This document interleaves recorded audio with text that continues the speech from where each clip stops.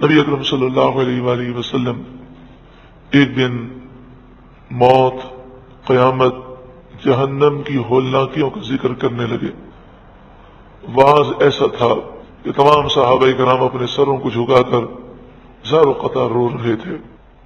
پھر روتے ہوئے صحابہ اس مجلس سے اٹھے اور ازواج مطہرات کے پاس وہ گئے اور پردے میں کھڑے ہو کر انہوں نے یہ پوچھا کہ رسول اللہ کے معمولات کیا ہیں؟ تو انہوں نے رسول اللہ کے معمولات بتائے کہ عقائد جہاں صلی اللہ علیہ وآلہ وسلم رات کے ایک حصے میں آرام کرتے ہیں اور ایک حصے میں اللہ کی عبادت کرتے ہیں۔ کبھی آپ روزہ رکھتے ہیں تو مسلسل روزے رکھتے ہیں، اور کبھی آپ روزہ نہیں رکھتے تو مسلسل نہیں رکھتے۔ آپ نفلی روزے بھی رکھتے ہیں، نفلی عبادت بھی کرتے ہیں۔ آپ کی یہ سادگی ہے، آپ کا یہ عالم ہے۔ تو صحابہ کرام نے خیال کیا کہ نبی اکرم صلی اللہ علیہ وآلہ وسلم تو مخلوق میں سب سے افضل و اعلیٰ ہیں، تمام نبیوں کے سردار ہیں۔ جب حضور سردار ہو کر اتنی عبادت کرتے ہیں تو ہم تو ہیں گناہ گار۔ ہماری بہت بڑی زندگی تو کفر میں گزر گئی، اب ہم اسلام لائے ہیں، اب نہ جانے ہماری کتنی زندگی باقی ہے، تو اب ہمیں بہت عبادت کرنی چاہیے۔ پھر وہ روتے ہوئے حضرت عثمان بن مظعون کے گھر پر جمع ہوئے اور وہاں انہوں نے قسمیں کھائیں، چند صحابہ کرام نے مل کر انہوں نے کہا ہم عہد کرتے ہیں، ہم قسم کھاتے ہیں کہ ہم ٹاٹ کو پہنیں گے، وہ چاول کی جو بوری ہوتی ہے نا، وہ بوری جس سے بنتی ہے، کہ ہم ٹاٹ کا لباس پہنیں گے اور صرف اتنا پہنیں گے کہ ستر ہمارا چھپ جائے۔ روزانہ ہر دن ہم روزہ رکھیں گے، ہر رات ہم اللہ کی عبادت کریں گے، رات میں ہم سوئیں گے نہیں، اور اس کے علاوہ بھی کبھی نیند آئے گی تو بستر پر نہیں سوئیں گے، زمین پر سوئیں گے۔ ہم گوشت نہیں کھائیں گے، چکنائی نہیں کھائیں گے، ہم اپنی زوجہ کے پاس نہیں جائیں گے اور بیویوں کو طلاق دے کر انہیں آزاد کر دیں گے، اپنی جائیداد بچوں میں اور ورثاء میں تقسیم کر دیں گے، خوشبو کبھی نہیں لگائیں گے، ہم جنگل چلے جائیں گے اور جنگل میں ساری زندگی اللہ کی یاد میں گزاریں گے۔ اس مفہوم کے انہوں نے قسمیں کھائیں۔ ایک شخص روزہ رکھے، ساری رات عبادت کرے، اگر اللہ نے اسے طاقت دی ہے تو اس میں کوئی حرج نہیں، لیکن اگر وہ قسم کھا لیتا ہے تو پھر قسم کا پورا کرنا روزانہ یہ مشکل عمل ہے۔ کبھی بخار ہو سکتا ہے، کبھی طبیعت خراب ہو سکتی ہے، اور ہر آدمی یہ کام نہیں کر سکتا، اس کے لیے بھی بچوں کو بھی وقت دینا ہوتا ہے۔ اور پھر یہ صحابہ کرام تو اسلام کے اولین مبلغین تھے۔ اگر یہ صحابہ کرام سارے کے سارے جنگل میں چلے جاتے تو رسول اللہ صلی اللہ علیہ وآلہ وسلم سے یہ قرآن کی تعلیم کیسے حاصل کرتے؟ اچھا چلیں قرآن کی تعلیم وہ حاصل کر کے پھر جنگل میں چلے جاتے، تو پھر مسئلہ یہ تھا کہ یہ جو حضور سے انہوں نے قرآن کا فیض لیا، یہ فیض پوری دنیا میں عام کیسے ہوتا؟ تو نبی اکرم صلی اللہ علیہ وآلہ وسلم تشریف لائے، آپ نے دروازے پر دستک دی، دروازہ کھولا، صحابہ کرام رو رہے تھے۔ آپ نے فرمایا تم نے جو قسم کھائی ہے، تمہاری یہ غلط قسم کھانے کی وجہ سے مجھ پر قرآن کی آیتیں نازل ہوئی، یا ایھا الذین آمنوا، اے ایمان والو، لا تحرموا طیبات ما احل اللہ لکم، جو حلال چیزیں اللہ نے تمہارے لیے حلال کی تم انہیں حرام قرار نہ دو، یعنی انہیں حرام کرنے کی قسمیں نہ کھاؤ، ولا تعتدوا، اور حد سے نہ بڑھو۔ جو چیز حلال ہے وہ انسان اگر نہ کھائے تو اس کی مرضی ہے۔ مثلا ایک شخص یہ محسوس کرتا ہے کہ میں گوشت اور چکنائی کھاتا ہوں تو اس سے میرا بلڈ پریشر بڑھ جاتا ہے یا مجھے دیگر امراض ہیں، اب گوشت اور چکنائی نہ کھائے، وہ اس کی مرضی ہے۔ ایک شخص گوشت اور چکنائی اس لیے نہیں کھاتا کہ جب میں گوشت اور چکنائی کھاتا ہوں تو مجھے سستی بہت زیادہ ہوتی ہے اور فجر کی نماز میں میری آنکھ نہیں کھلتی، مجھے نیند بہت گہری آتی ہے، تو وہ رات کو گوشت اور چکنائی کھانے سے بچتا ہے، تو شریعت اسے منع نہیں کرتی۔ لیکن قسم کھا لینا اور حلال چیز کو اپنے اوپر حرام سمجھنا یہ منع ہے۔ وَلَا تَعْتَدُوا، اور تم حد سے نہ بڑھو۔ إِنَّ اللَّهَ لَا يُحِبُّ الْمُعْتَدِينَ، بے شک اللہ تعالی حد سے بڑھنے والوں کو پسند نہیں فرماتا۔ اس آیت کریمہ سے واضح طور پر معلوم ہوا کہ اگر حلال چیزیں انسان حلال طریقے سے استعمال کرتا ہے اور گناہ سے اور اللہ کی نافرمانی سے بچتا ہے تو حلال چیزیں استعمال کرنے پر اسے ملامت نہیں کیا جا سکتا۔ اچھا لباس پہنے منع نہیں ہے، اچھی سواری استعمال کرے اچھا مکان استعمال کرے، اچھا کھانا کھائے، شریعت منع نہیں کرتی، لیکن چند باتوں سے بچنا ہے۔ غرور و تکبر نہ ہو،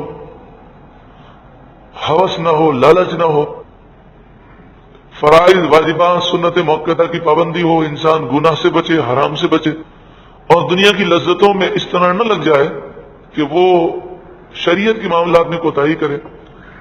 اور دوسرا اہم نقطہ یہ ہے کہ وہ ان لذتوں کا اتنا عادی نہ ہو جائے کہ اگر حلال ذریعے سے یہ چیزیں نہ ملیں تو وہ حرام میں پڑ جائے۔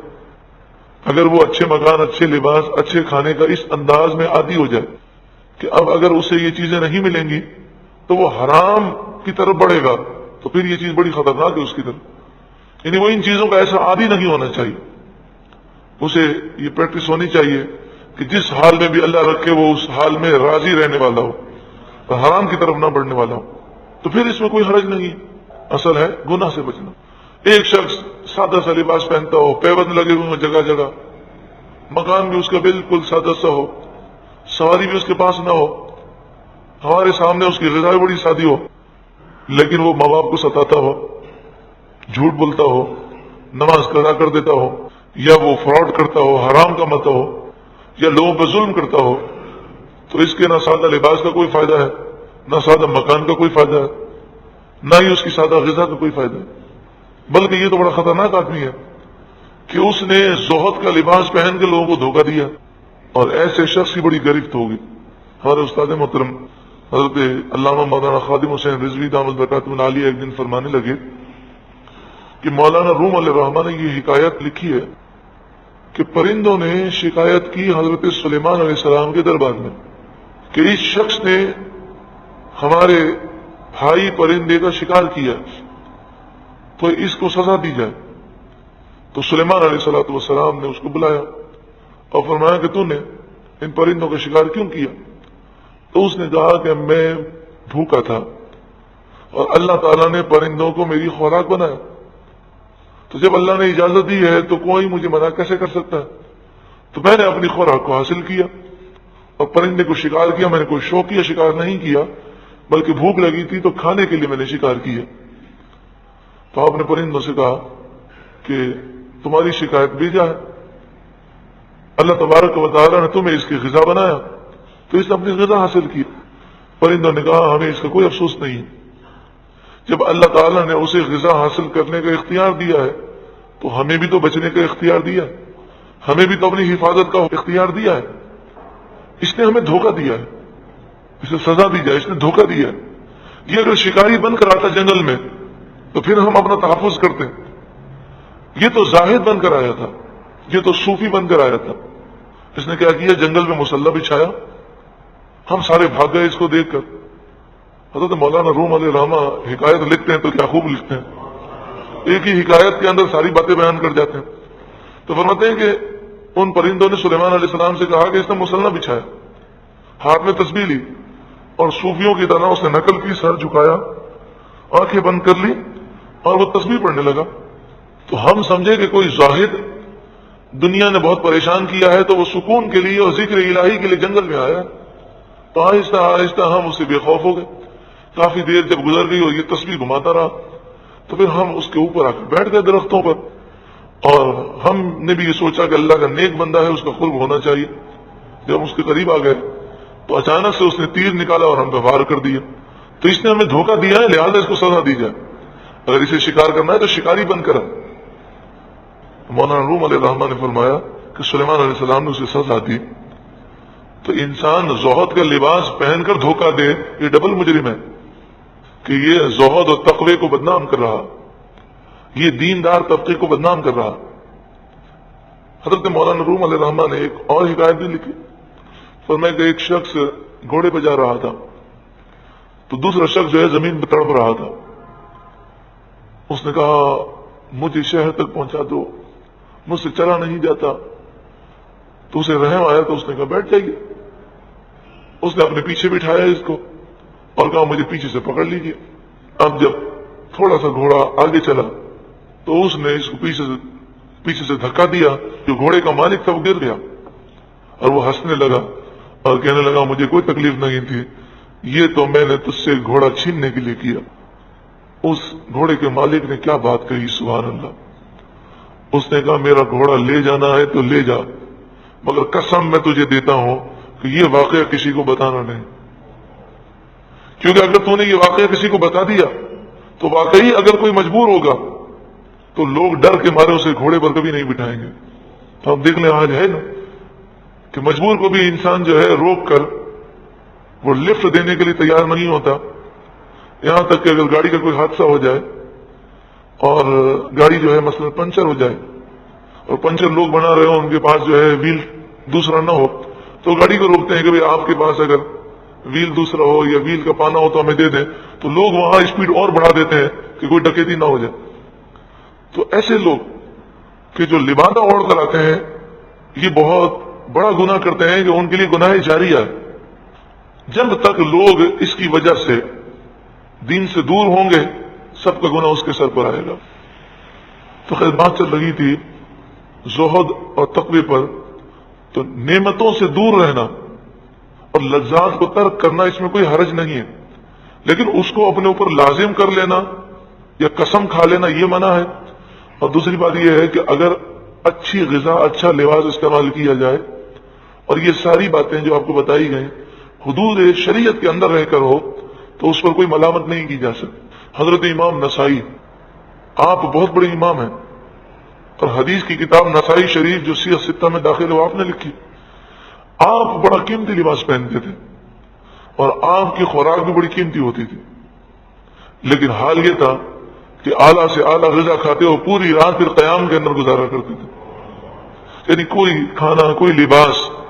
اور آپ نے 4 بیویاں رکھی تھیں، تو 4 زوجہ تھیں، آپ کے 4 گھر تھے، کئی آپ کے بچے تھے، لیکن نہ بیوی نہ بچے نہ مال نہ یہ کھانے۔ آپ کو اللہ تعالیٰ کی یاد سے غافل کرنے والے نہیں تھے۔ حضرت غوث اعظم رضی اللہ تعالیٰ عنہ نے ایک دن اپنے مرید سے فرمایا کہ جاؤ بازار کے اندر جو سب سے مہنگا کپڑا ہو وہ لے کر آؤ۔ تو وہ گیا اور کہنے لگا کہ سب سے مہنگا کپڑا کتنے کا ہے؟ تو اس نے کہا یہ کپڑا اتنے کا ہے۔ غالباً 1 گز جو ہے وہ 1 دینار 4.25 گرام سونے کا تھا۔ تو اس نے کہا اس سے کوئی مہنگا کپڑا ہے؟ تو کہنے لگا خیر تو ہے، کوئی بادشاہ نے بھیجا ہے؟ کس نے بھیجا ہے؟ تو کہا کہ حضور غوث اعظم شیخ عبد القادر جیلانی نے کپڑا منگایا ہے، وہ خود پہنیں گے۔ اس نے کہا تو جھوٹ بولتا ہے، وہ درویش آدمی ہے، صوفی آدمی ہے، اللہ کے ولی ہیں، انہیں اتنا اعلیٰ لباس پہننے کی ضرورت کیا؟ تو وہ بھاگا بھاگا حضرت کی خدمت میں آیا۔ جیسے ہی پہنچا نا تو حضرت اس کا مقصد جانتے تھے، آپ نے فرمایا ادھر آ، اور آپ نے وہ اپنا جو لباس تھا اس کا گریبان کھولا، اس کا اندر ہاتھ ڈال، تو اس نے اندر ہاتھ ڈالا تو ٹاٹ کا لباس تھا۔ آپ نے فرمایا وہ رب کے لیے ہے اور یہ مخلوق کے لیے، یعنی ظاہری طور پر اعلیٰ لباس پہنا ہے لیکن نیچے وہی میں نے ٹاٹ پہنا۔ تو حضور غوث اعظم رضی اللہ تعالیٰ عنہ کا مقصد صرف اللہ کی رضا، نمود و نمائش یا اس طرح کا کوئی مقصد نہیں تھا، اور آپ کا مقصد یہ تھا کہ اللہ نے نعمت دی ہے تو اس کا اظہار ہونا چاہیے۔ تو یہ تمام صوفیوں کے رنگ ہیں اور اللہ والوں کے مختلف رنگ اور انداز ہیں۔ تو اچھا لباس پہننے پر بھی کوئی تنقید نہیں ہو سکتی اور سادہ لباس پہننے پر بھی کوئی تنقید نہیں ہو سکتی۔ اصل ہے حرام سے بچنا اور اصل ہے گناہ سے بچنا۔ ارشاد فرمایا وَكُلُوا مِمَّا رَزَقَكُمُ اللَّهُ حَلَالًا طَيِّبًا، اور کھاؤ اس میں سے جو اللہ نے تمہیں روزی دی حلال پاکیزہ۔ وَاتَّقُوا اللَّهَ، اور اللہ سے ڈرو، الَّذِي أَنْتُمْ بِهِ مُؤْمِنُونَ، جس پر تم ایمان رکھتے ہو۔ لا يؤاخذكم الله باللغو في ايمانكم، اللہ تعالیٰ تمہاری ان قسموں میں پکڑ نہیں فرمائے گا جو قسمیں تم نے غلط فہمی کی وجہ سے کھائیں۔ یعنی کسی نے پوچھا کل تمہاری اس سے ملاقات ہوئی تھی تو تم نے کہہ دیا اللہ کی قسم میری کل اس سے ملاقات نہیں ہوئی، آپ کو یاد نہیں رہا اور آپ کا یہ گمان ہے کہ میری ملاقات ہی نہیں ہوئی، تو یہ جو قسم کھا لی ہے یہ غلط فہمی میں کھا لی ہے تو جھوٹی قسم، لیکن جان بوجھ کے جھوٹی قسم نہیں کھائی، اس پر کوئی کفارہ بھی نہیں ہے اور کوئی گناہ بھی نہیں ہے۔ لیکن اگر ماضی کے بارے میں یا حال کے بارے میں جھوٹی قسم جان بوجھ کر کھائی تو کفارہ تو اس پر بھی نہیں ہے لیکن گناہگار ہوگا۔ وَلَكِنْ يُؤَاخِذُكُمْ بِمَا عَقَّدتُّمُ الْأَيْمَانَ، ہاں اللہ تعالیٰ تمہاری گرفت فرمائے گا ان قسموں کے بارے میں جو تم نے جان بوجھ کر کھائی ہیں. اگر تم نے جھوٹی قسم کھائی ہے تو تمہاری گرفت ہوگی، گناہ ہوگا. اور اگر تم نے مستقبل کی قسم کھائی ہے کہ میں یہ کام نہیں کروں گا اور پھر تم نے یہ کام کیا تو تمہیں کفارہ دینا ہوگا. جیسے صحابہ کرام علیہم رضوان نے یہ قسم کھائی تھی کہ ہم اب دنیاوی لذتوں کو یا دنیاوی کھانوں کو، اچھے لباس کو استعمال کبھی نہیں کریں گے، رات کو ہم کبھی سوئیں گے نہیں، روزانہ روزہ رکھیں گے. رسول اللہ نے فرمایا یہ تمہارے لیے درست نہیں. تو وہ کہنے لگے یا رسول اللہ ہم نے تو قسم کھا لی. تو آپ نے فرمایا کہ تم قسم کو توڑ دو. تو انہوں نے پوچھا اب اس کا کفارہ کیا ہے؟ تو کفارہ بیان کیا گیا. فکفارتہ، جو کوئی مستقبل کی قسم کھا لے اور پھر وہ قسم توڑ دے تو اس کا کفارہ ہے اطعام 10 مساکین، 10 مسکینوں کو کھانا کھلانا. 10 مانے 10، اطعام کھانا کھلانا، 10 مسکینوں کو کھانا کھلانا. من اوسط ما تطعمون اہلیکم، ایسا کھانا کہ جو اوسطاً تم اپنے گھر والوں کو کھلاتے ہو. ہم کبھی اپنے گھر والوں کو بہت اعلیٰ کھانا کھلاتے ہیں، جیسے عید وغیرہ کے دن یا خاص دن ہوتے ہیں تو اس میں بہت اچھا کھانا پکایا جاتا ہے. کبھی کبھی ہم ایسے ہی گزارا کر لیتے ہیں. تو جو درمیانہ کھانا ہے وہ مسکین کو، 10 مسکینوں کو 2 وقت کا کھانا کھلانا ہے. یہ قسم کا کفارہ ہے. او کسوتہم، یا 10 مسکینوں کو لباس پہنانا ہے. لباس میں شلوار قمیص کا کپڑا دیا جائے، شلوار قمیص دی جائے اور یہ 10 مسکینوں کو دیا جائے. او تحریر رقبہ، یا ایک غلام آزاد کرنا. تینوں میں سے کوئی بھی قسم کا کفارہ ہو سکتا ہے. 3 میں سے جو کام کرنا چاہیں کیے جا سکتے ہیں. 10 مسکینوں کو کھانا بھی کھلا سکتے ہیں اور اس کی جگہ پر صدقہ فطر کی رقم بھی دے سکتے ہیں. یعنی 2.25 سیر گیہوں، اگر کلو گرام میں دیکھیں تو 2 کلو، اور چھٹان گیہوں یا اس کا آٹا، یا 3.5 سیر جو، یا پھر اس کی رقم آپ دے دیجئے جو بھی 80 روپے یا 100 روپے یا 125 روپے جو بنتی ہے. یہ ایک مسکین کو دینے ہیں. تو اس طرح ہمیں 10 مسکینوں کو دینا ہے. اب بالفرض صدقہ فطر کی رقم 100 روپے بنتی ہو تو 10 مسکینوں کو جو دیں گے وہ 1000 روپے بنیں گے. تو 1000 روپے ایک مسکین کو نہیں دے سکتے. ہمیں کتنوں کو دینے؟ 10 کو دینے. ہاں یہ ہو سکتا ہے کہ روزانہ ایک مسکین کو 100 روپے دیں، تو اس طرح 10 دن تک ایک ہی مسکین کو 100 روپے دیتے رہیں، یہ صحیح. لیکن ایک ہی دن میں 1000 روپے ایک ہی مسکین کو نہیں دے سکتے، پھر قسم کا کفارہ ادا نہیں ہوگا. فمن لم یجد فصیام 3 ایام، اور جو ایسا نہ کر سکے، یعنی تینوں میں سے کوئی کام نہ کر سکے تو 3 دن روزے رکھنا ہے. تو روزہ رکھنا اس کے لیے قسم کا کفارہ ہے جو یہ کام نہ کر سکتا ہو. اور 3 دن روزے اس میں مسلسل رکھنے ہیں، یعنی 3 دن متواتر روزے رکھنے ہیں قسم کے کفارے میں. ذالک کفارۃ ایمانکم، یہ تمہاری قسموں کا کفارہ ہے. اذا حلفتم، جب تم قسم کھا کر توڑ دو. اذا حلفتم کے معنی ہے جب تم قسم کھا لو، یا مراد ہے قسم کھا کر جب توڑ دو تو اس کا یہ کفارہ ہے. واحفظوا ایمانکم، اور اپنی قسموں کی حفاظت کرو.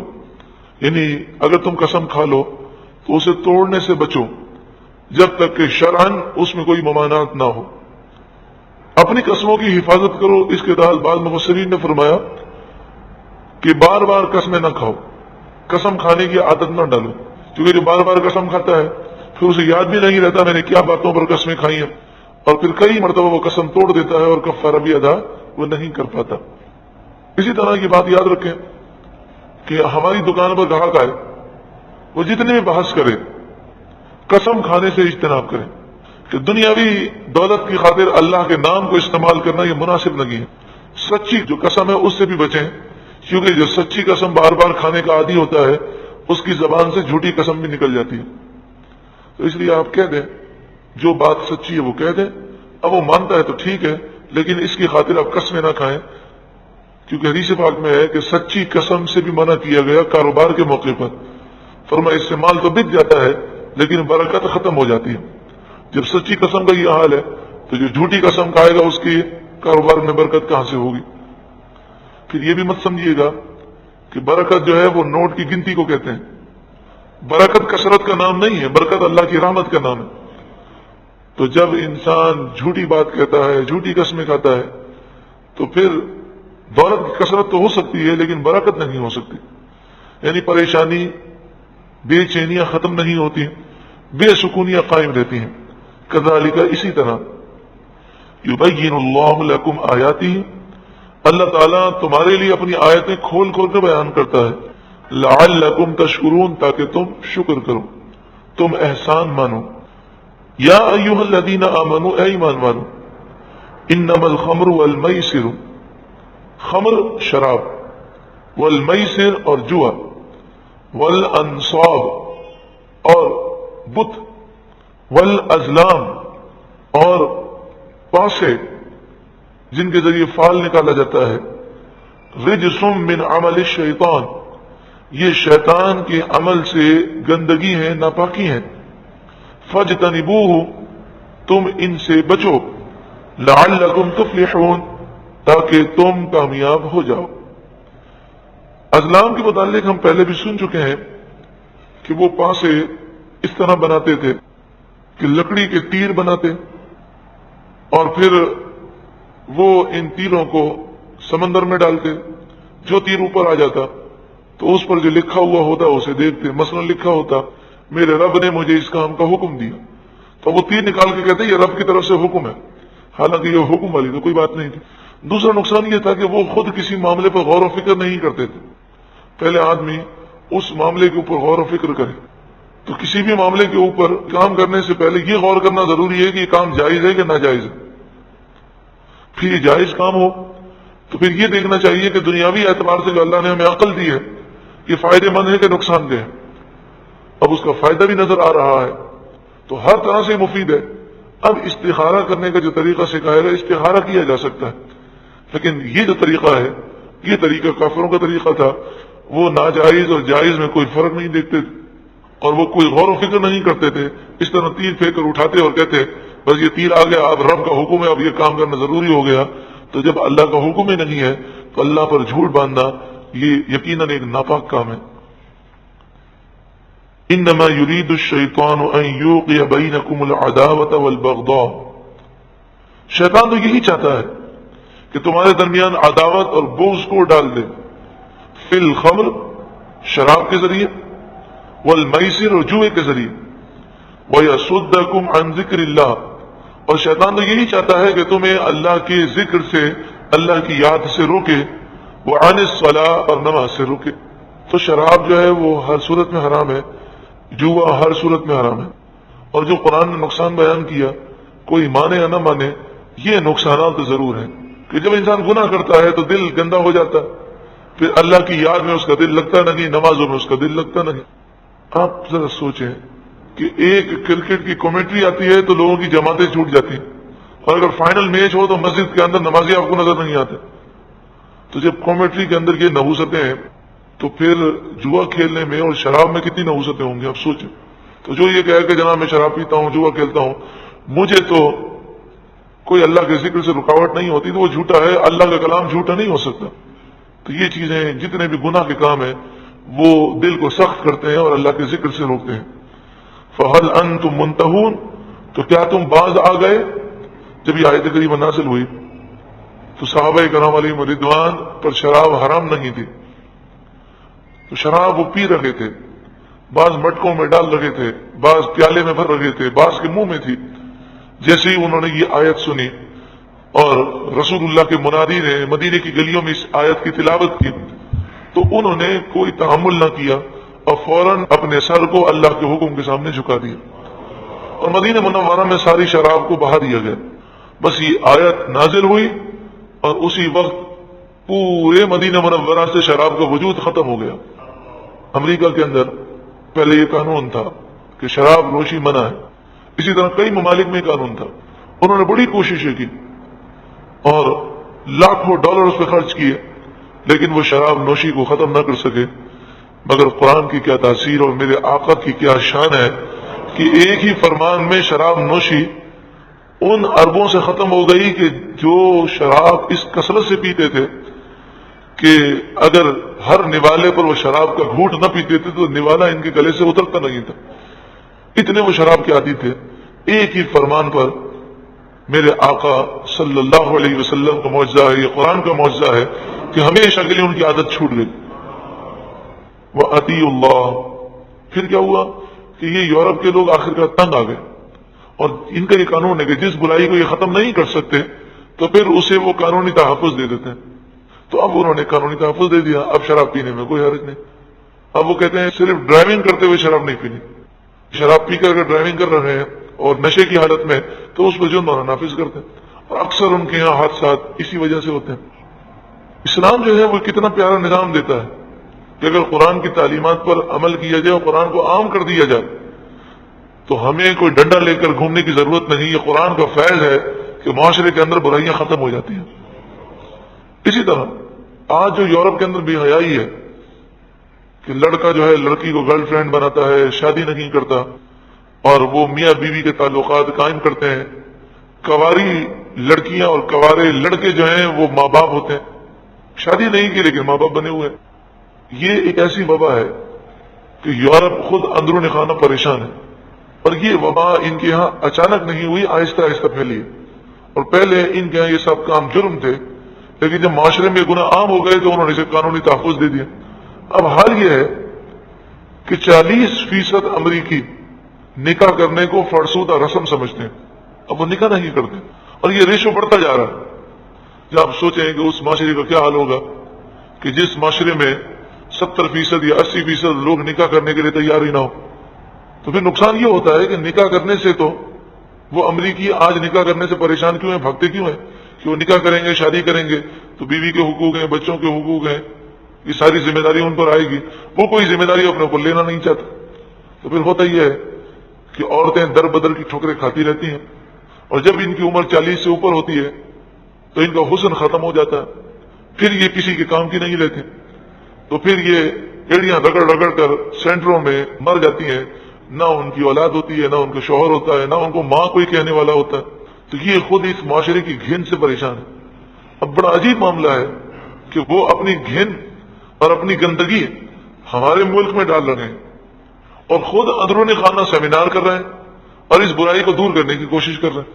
تو اب تو ڈر یہ لگتا ہے کہ کہیں ایسا نہ ہو کہ ان کی برائیاں ہمارے یہاں آ جائیں اور ہماری اچھائیاں ان کے پاس چلی جائیں۔ اب دیکھیں نا، انہوں نے سازش کے ذریعے مسلمانوں کو جھوٹا، فراڈی، بے حیا، بے شرم، تعلیم سے دور، کھیل کود میں وقت ضائع کرنے والا بنا دیا کہ نہیں؟ لیکن خود دیکھیں کتنی تعلیم پر توجہ دیتے ہیں، کتنا علاج پر توجہ دیتے ہیں، کتنے ان کے یہاں سائنسدان پائے جاتے ہیں، ان کے طلبہ کتنے کتنے گھنٹے محنت کرتے ہیں، لیکن ہمارے طلبہ وہ سست اور کاہل بن گئے۔ تو یہ ساری اچھائیاں جو ہم میں تھیں انہوں نے لے لی اور ہم میں اپنی برائیاں ڈال دی۔ تو اب ان کی یہ سازش ہے کہ بے حیائی ہم میں عام ہو جائے، اور یہ آہستہ آہستہ اپنے اندر سے ان غلط باتوں کو دور کرنے کی کوشش کر رہے ہیں۔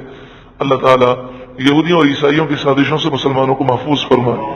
وَأَطِيعُوا اللَّهَ، اور اللہ کی اطاعت کرو، وَأَطِيعُوا الرَّسُولَ، اور رسول کی اطاعت کرو، وَاحْذَرُوا، اور تم بچو، گناہوں سے دور بھاگو، فَإِن تَوَلَّيْتُمْ، پھر اگر تم نے منہ پھیر لیا اور باتیں نہ مانی، فَاعْلَمُوا أَنَّمَا عَلَى رَسُولِنَا الْبَلَاغُ الْمُبِينُ، تو جان لو ہمارے رسول پر تو صرف واضح پہنچا دینا ہے، انہوں نے پہنچا دیا، اب تم نے عمل نہ کیا تو اس کے ذمہ دار تم ہوگے، تمہیں کوئی عذر کام نہ دے گا اور تمہاری پکڑ ہوگی۔